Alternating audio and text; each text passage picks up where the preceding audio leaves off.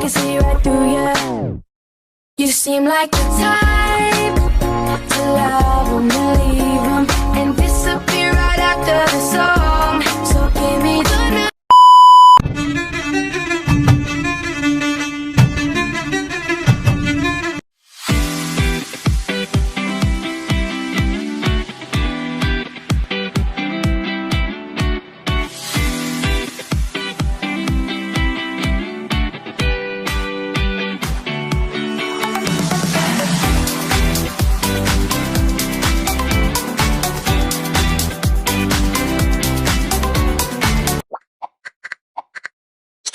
Tujuan pembelajaran dari bab 11, bab 12, dan bab 13 adalah yang pertama, memahami pentingnya pengembangan organisasi sistematis, yang kedua, menjelaskan proses dan tujuan strategi pengembangan organisasi, yang ketiga, mengenali peran dan pentingnya modal manusia dalam keberhasilan organisasi, yang keempat, memahami pentingnya pelatihan dan pemahaman bagi pengembangan modal manusia, yang kelima, menyadari bahwa pengetahuan pengelolaan strategi adalah pendekatan tingkat tinggi dalam manajemen sumber daya manusia atau SDM. Yang keenam, mengenali pengelolaan strategi sebagai isu strategis bagi organisasi. Dan yang ketujuh, mengerti aspek penting dalam manajemen perubahan budaya untuk mendukung strategi organisasi. Baiklah, yang pertama di sini akan membahas chapter 11 yang berjudul Organization Development Strategy, yang disingkat OD, ialah pendekatan sistematis untuk meningkatkan kapabilitas organisasi dengan fokus bagaimana proses diselesaikan untuk mencapai hasil yang diinginkan. OD menurut Beer pada 1980, OD melibatkan pengumpulan data, diagnosis, perencanaan tindakan, institusi, dan evaluasi sistem secara luas.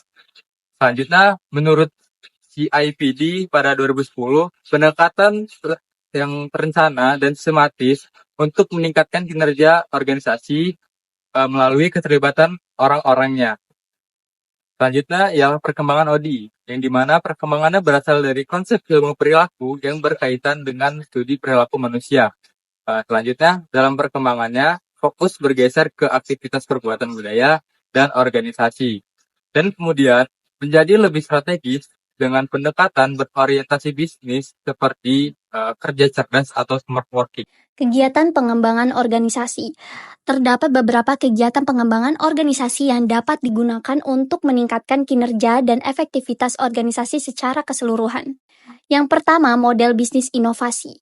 Proses mengembangkan atau mengubah model bisnis adalah kunci untuk memahami dan mengatasi tantangan bisnis yang ada. Dengan merancang intervensi yang praktis berdasarkan pemahaman tentang model bisnis, organisasi dapat meningkatkan adaptasi terhadap perubahan pasar dan persaingan. Yang kedua, perubahan budaya. Mengubah budaya organisasi dalam nilai, norma, dan keyakinan adalah langkah krusial untuk memastikan bahwa organisasi dapat beradaptasi dengan lingkungan yang berubah. Budaya yang mendukung inovasi, keterlibatan, dan kinerja tinggi akan memperkuat kapabilitas organisasi secara keseluruhan. Yang ketiga, pengelolaan pengetahuan. Penyimpanan dan berbagi pengetahuan dalam organisasi memungkinkan pemahaman yang lebih baik tentang proses, teknik, dan operasi. Ini memungkinkan organisasi untuk belajar dari pengalaman masa lalu, mencegah duplikasi usaha, dan meningkatkan efektivitas secara keseluruhan. Yang keempat yaitu desain organisasi. Proses memutuskan struktur organisasi untuk memastikan kerja sama efektif dalam mencapai tujuan. Yang kelima yaitu membangun tim. Menggunakan teknik pelatihan keterampilan interaktif untuk meningkatkan kerjasama tim. Yang keenam yaitu yang terakhir, tingkat kinerja kerja. Mengembangkan sistem kerja, proses, praktik, dan kebijakan untuk berdampak pada kinerja organisasi. Merumuskan dan melaksanakan strategi pengembangan organisasi menurut Worley tahun 1996. Yang pertama, analisis strategis kesiapan organisasi. Evaluasi strategi organisasi dan kesiapan untuk perubahan dalam lingkungan kompetitif. Pengembangan kemampuan strategis. Meningkatkan kemampuan organisasi untuk menerapkan rencana strategis dengan cepat dan juga efektif. Integrasi individu dan kelompok. memelihara fokus, strategis, meningkatkan koordinasi, dan menciptakan komitmen bersama. Perumusan strategi dan dukungan. Membuat strategi, memperoleh komitmen, dan merencanakan penerapan. Implementasi rencana perubahan, memanfaatkan pengetahuan motivasi dan dinamika kelompok untuk menangani masalah dalam perubahan. Perubahan budaya. Penerapan strategi pengembangan organisasi sering melibatkan program perubahan budaya yang bertujuan untuk memastikan kesadaran anggota organisasi akan dampak perubahan. Namun, perubahan budaya sering menimbulkan tantangan karena nilai-nilai yang tertanam kuat. Untuk mengatasi hal ini, langkah-langkah analisis, diagnosa, dan definisi budaya yang diinginkan sangat diperlukan. Dengan pendekatan ini, organisasi dapat mengelola perubahan budaya dengan lebih efektif dan memastikan pencapaian tujuan strategisnya. Contoh studi kasus, manajemen Cisco merupakan sebuah perusahaan teknologi global yang mengelola perubahan budaya di antara 12.000 karyawan yang tersebar di 62 negara. Mereka berusaha mengubah cara pemimpin berperilaku dari yang tadinya otoriter menjadi lebih kolaboratif, serta menggunakan teknologi komunikasi virtual perusahaan secara lebih efektif. Peralihan ini juga melibatkan pemimpin dalam mengelola tim yang tersebar di seluruh dunia. Pemimpin diberi kebebasan untuk mengadaptasi perubahan sesuai dengan kebutuhan wilayah mereka, dengan syarat bahwa perubahan tersebut dapat dijalankan dan terhubung dengan baik. SDM memiliki peranan penting dalam mendukung pemimpin bisnis untuk menyesuaikan diri dengan perubahannya tersebut. Selanjutnya yaitu Human Capital Management Strategy. Manajemen sumber daya manusia atau HCM melibatkan perolehan, analisis, dan pelaporan data untuk membimbing strategi manajemen sumber daya manusia yang terkait erat dengan HRM strategis. HCM menekankan penggunaan analisis sumber daya manusia untuk mengelola karyawan sebagai aset dengan fokus pada investasi strategis melalui keterlibatan, retensi karyawan, manajemen bakat, dan pengembangan program pembelajaran. HCM menjadi jembatan antara manusia dan strategi bisnis yang didasarkan pada manajemen sumber daya manusia berbasis bukti, namun masih belum dieksplorasi sepenuhnya untuk keunggulan kompetitif. Lalu selanjutnya yaitu tujuan sumber daya manusia atau HCM. Yang pertama, mengukur dampak manusia terhadap bisnis, di mana ini merupakan salah satu tujuan utama HCM adalah untuk menentukan dampak manusia terhadap bisnis dan bagaimana kontribusinya terhadap nilai perusahaan.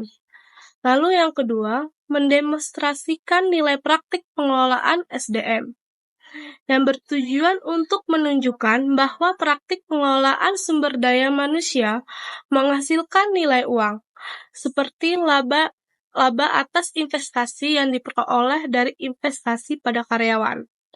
Lalu yang ketiga, memberikan panduan untuk masa depan, yang dimana HCM memberikan panduan tentang bagaimana sumber daya manusia dan strategi bisnis harus berjalan ke depan, mempersiapkan organisasi untuk tantangan dan perubahan di masa depan. Yang keempat, menyediakan data informatif, yang bertujuan untuk menyediakan data yang akan menginformasikan strategi manajemen sumber daya manusia dalam organisasi. Baik, yang selanjutnya adalah peran strategi manajemen sumber daya manusia. Yang pertama, peran strategi manajemen SDM. Dan strategi manajemen sumber daya manusia adalah cetak biru yang mengamankan, mengelola, dan memotivasi tenaga kerja untuk mendukung tujuan strategis organisasi. Praktik-praktik manajemen SDM harus konsisten dan saling menguatkan satu sama lain agar efektif. Yang kedua, tantangan dan peluang. Manajemen SDM menghadapi tantangan dan peluang. Organisasi harus mengenali manusia sebagai aset yang berkontribusi langsung terhadap kinerja organisasi. Tantangan meliputi pengembangan keterampilan untuk mengidentifikasi, menganalisis, dan mengomunikasi kontribusi karyawan, serta memastikan pengakuan terhadap kontribusi tersebut dalam pengambilan keputusan bisnis. Yang ketiga, perencanaan penggunaan metrik SDM. Strategi manajemen SDM melibatkan perencanaan penggunaan metrik sumber daya manusia untuk memahami faktor-faktor yang mempengaruhi karyawan secara langsung.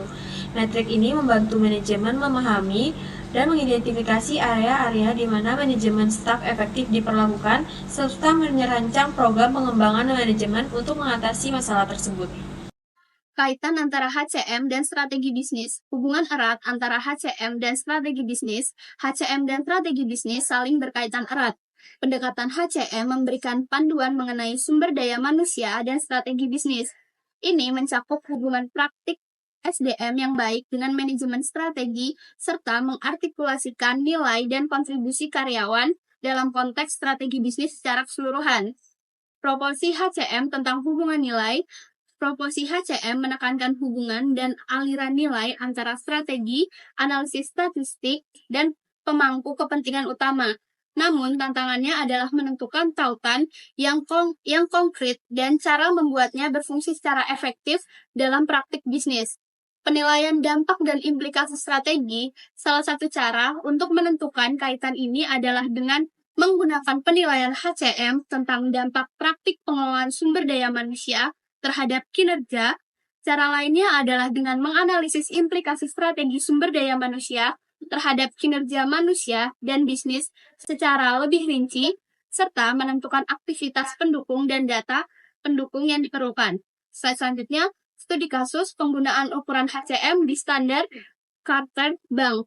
Standar Carter Bank memulai pada tingkat strategis ketika merancang langkah-langkah HCM. Titik awal mereka dalam mengembangkan metrik adalah identifikasi faktor-faktor yang mempengaruhi pencapaian strategi bisnis. Selanjutnya, Bank Dunia memaparkan serangkaian pertanyaan yang dirancang untuk memberikan informasi mengenai kemajuan dalam mengatasi faktor-faktor yang mempengaruhi masyarakat ini. Bank telah menghindari pelaporan berdasarkan data yang tersedia, namun tidak menjawab pertanyaan bisnis strategis yang telah diidentifikasi. Selanjutnya, kami akan menjelaskan mengenai chapter 13, yaitu Knowledge Management Strategy atau proses manajemen pengetahuan. Jadi, apa sih definisi dari Knowledge Management Strategy atau manajemen pengetahuan? Nah, manajemen pengetahuan adalah proses menciptakan, memperoleh, menangkap, berbagi, dan menggunakan pengetahuan untuk meningkatkan pembelajaran dan kinerja dalam organisasi, menekankan pengembangan pengetahuan khusus perusahaan, dan pembelajaran organisasi. Selanjutnya, apa tujuan dari Knowledge Management Strategy atau manajemen pengetahuan? Jadi, tujuannya adalah untuk mentransfer pengetahuan dari individu yang memilikinya kepada individu yang membutuhkannya untuk meningkatkan efektivitas organisasi. Ini melibatkan penyimpanan dan berbagi pengetahuan, kebijaksanaan, dan pemahaman tentang proses, lalu teknik dan operasi organisasi. Di chapter 13 ini kita akan membahas tentang manajemen pengetahuan. Pada slide sebelumnya kita sudah mempelajari tentang definisi dan tujuan dari manajemen pengetahuan. Sekarang kita akan lanjut membahas sumber dan jenis manajemen pengetahuan di dalam suatu organisasi atau bisnis. Pertama-tama, mari kita pahami sumber dan jenis pengetahuan yang kita miliki.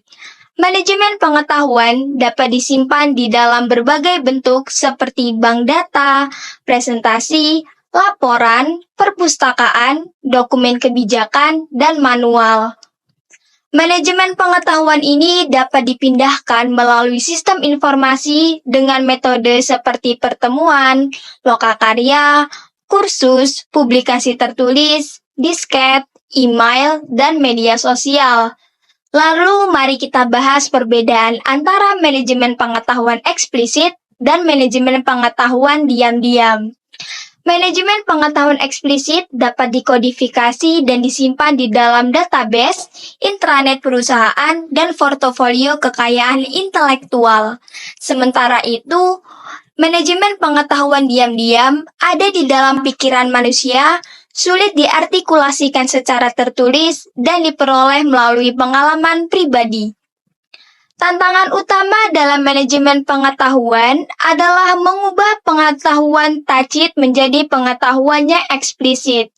Dengan memahami hal ini, kita akan dapat lebih efektif dalam memanfaatkan dan mengelola pengetahuan di organisasi atau bisnis yang kita miliki. Oke, selanjutnya kita akan menjelaskan tentang dua pendekatan untuk mengembangkan strategi manajemen pengetahuan. Nah, ada dua pendekatan manajemen pengetahuan yang telah diidentifikasi oleh Hansen DKK pada tahun 1999. Yang pertama itu ada strategi kodifikasi manajemen pengetahuan, dan yang kedua ada strategi personalisasi manajemen pengetahuan. Oke, yang pertama dulu ya, yang strategi kodifikasi manajemen pengetahuan. Itu pengetahuannya dikodifikasikan secara hati-hati dan disimpan dalam database yang bisa diakses oleh semua anggota organisasi. Ini menekankan pengetahuan eksplisit dan mengadopsi pendekatan orang ke dokumen. Teknologi informasi digunakan untuk manajemen database dan internet memfasilitasi akses. Pengetahuan diambil dari individu, diindependenkan, dan digunakan kembali. Yang kedua ada strategi personalisasi manajemen pengetahuan. Nah, pengetahuan terkait erat dengan individu yang mengembangkannya dan dibagikan melalui kontak langsung antar manusia. Pendekatan orang ke orang ini berkaitan dengan pengetahuan diam-diam. Pertukaran dilakukan melalui jaringan, komunikasi tatap muka, konferensi informal, komunikasi praktik, lokakarya, dan 1 lawan 1. Baik, selanjutnya saya akan menjelaskan mengenai masalah manajemen pengetahuan strategis. Yang pertama, kecepatan perubahan. Dalam hal ini yaitu bagaimana strategi ini dapat memastikan bahwa proses manajemen pengetahuan mengikuti laju perubahan dan mengidentifikasi pengetahuan apa yang perlu ditangkap dan dibagikan. Jadi, dalam kecepatan perubahan ini, manajemen pengetahuan memastikan responsivitas organisasi terhadap perubahan dengan memantau lingkungan, menerapkan proses yang fleksibel, mendorong komunikasi dan kolaborasi, serta memanfaatkan teknologi untuk mengidentifikasi dengan tepat pengetahuan yang perlu ditangkap dalam pencapaian tujuan. Selanjutnya, yang kedua, mengaitkan strategi manajemen pengetahuan dengan strategi bisnis. Hansen dan rekan-rekannya pada tahun 1999 halaman 109 mengatakan bahwa pengetahuan bukan hanya tentang apa yang Anda tahu, namun cara penerapannya pada tujuan strategi merupakan unsur penting dalam daya saing. Strategi manajemen pengetahuan, suatu perusahaan harus mencerminkan strategi kompetitifnya, bagaimana ia menciptakan nilai bagi pelanggan, bagaimana nilai tersebut mendukung model ekonomi, dan bagaimana orang-orang di perusahaan memberikan hasil pada nilai dan keekonomian. Selanjutnya, yang ketiga, teknologi dan manusia. Teknologi berperan penting bagi organisasi yang menganut strategi kodifikasi. Sementara bagi yang mengikuti strategi personalisasi, teknologi informasi mendukung peran yang lebih penting dalam memfasilitasi interaksi antar individu, yang pada intinya teknologi harus mendukung komunikasi antar manusia dalam pengelolaan pengetahuan, bukan menggantikannya dan bukan hanya sebagai penyimpanan pengetahuan. Selanjutnya, yang keempat yaitu signifikasi proses serta model sosial dan budaya. Pentingnya memperhatikan proses sosial, teknologi, dan organisasi dalam penggabungan dan interaksi pengetahuan, serta pembentukan model sosial yang merupakan jaringan hubungan berharga untuk urusan sosial, termasuk kepercayaan dan budaya terbuka yang mendorong berbagi pengetahuan. Adapun kesimpulan dari ketiga bab yang telah dibahas yaitu, yang pertama, pengembangan organisasi adalah pendekatan untuk meningkatkan kemampuan organisasi secara efektif. Sifat strategisnya tergantung pada peran dalam implementasi. Ini melibatkan pengetahuan tujuan terkait perubahan sistem dan kinerja organisasi, serta bisa memerlukan program manajemen perubahan budaya. Yang kedua, manajemen sumber daya manusia atau HCM melibatkan perolehan dan analisis, serta pelaporan data untuk menginformasikan pengelolaan sumber daya manusia yang bernilai tambah, serta menganalisis bagaimana kebijakan dan praktik organisasi menciptakan nilai. Dan selanjutnya yang ketiga yaitu manajemen pengetahuan melibatkan transformasi sumber daya pengetahuan dalam organisasi untuk meningkatkan pembelajaran dan kinerja. Tujuannya mentransfer pengetahuan untuk meningkatkan efektivitas organisasi dengan strategi untuk menangkap dan mendistribusikan keahlian kolektif atau bersama. Sekian dari kelompok 6. Terima kasih. Wassalamualaikum warahmatullahi wabarakatuh. Minal aidin wal faizin. Mohon maaf lahir dan batin.